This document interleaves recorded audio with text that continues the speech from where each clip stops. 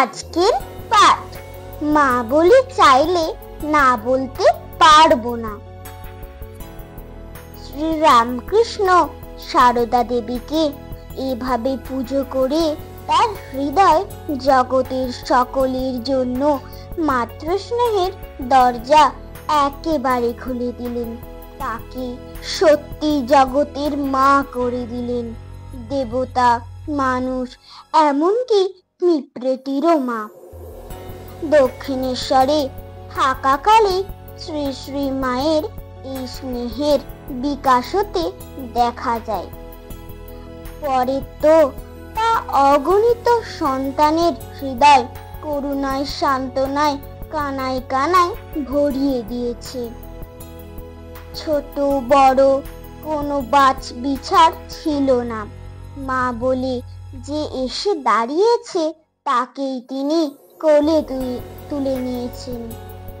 এই মাতৃস্নেহের বলে অনেক সময় তিনি শ্রী রামকৃষ্ণের নিষেধও মানতেন না।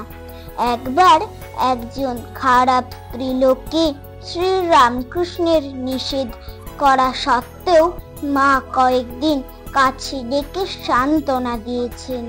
শ্রী রামকৃষ্ণের নির্দেশ অমান্য করে তার ছোকরা ভক্তদের কাউকে কাউকে বেশি করে বা ভালো জিনিস খাওয়াতেন।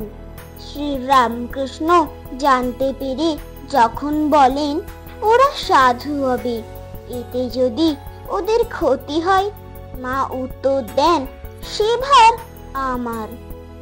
এসব দেখে শুনে সারদা দেবীর ভেতর সবার জন্য মাতৃস্নেহের বিকাশ শুরু হচ্ছে বুঝে শ্রী রামকৃষ্ণ অবশ্য খুশিই হতেন। একবার একজন মহিলার ইচ্ছে হওয়ায় মা তার হাতে শ্রী রামকৃষ্ণের খাবার পাঠান। পরে মা এলে শ্রী রামকৃষ্ণ বললেন, ও সব লোকের হাতে খাবার পাঠিও না, আমার কষ্ট হয়। মা বললেন, কি করি? চাইলো না বলতে পারলাম না। তবু আরো দু একবার শ্রী রামকৃষ্ণ নিষেধ করায় মা জোরহাত করে বললেন, ওতে পারবনি ঠাকুর। মা বলে চাইলে এসে কিছু না বলতে পারবনি। মা বলে, চাহিলে কিছু না বলিতে তারে পারিব না, ও আদেশ করো না আমারে।